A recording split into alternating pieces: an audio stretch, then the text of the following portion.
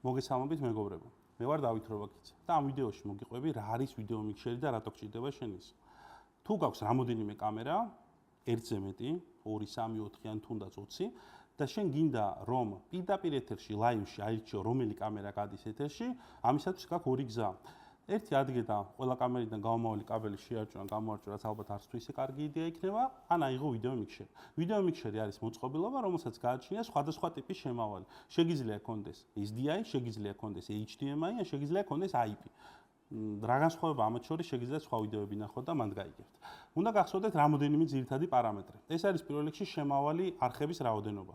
თუ თქვენ გაქვთ 4 კამერა, შეიძლება მთლად 4 შემავლიანი ვიდეო მიქსერი არ ყოფნით. რატო? თუ ლაივში მუშაობთ და ვიდეო მიქსერის გარდა მაგალითად გინდათ რომ კომპიუტერიდან ვიდეო ფაილი დაუკრათ, ან სანამ გადაცემა დაიწყება რაღაც ფონი გადიოდეს, ამისათვის გჭირდებათ რომ კიდე დამატებით სიგნალი შეაერთოთ.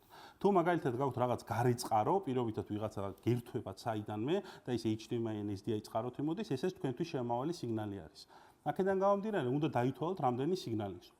შემდეგი პარამეტრი რაც არის, უნდა გასაზღვროთ რა ტიპის შემომავალი ინტერფეისი გაქვთ და რა ტიპი ხდება. თუ HDMI კამერები გაქვთ, მაგალითად ფოტოაპარატები და გსურთ რომ დააერთოთ ვიდეო მიქსერზე, რომელსაც SDI შემავალი აქვს, ან გადამყვანი გჭირდებათ, ან ვერ დააერთებთ ამ ყველაფერს.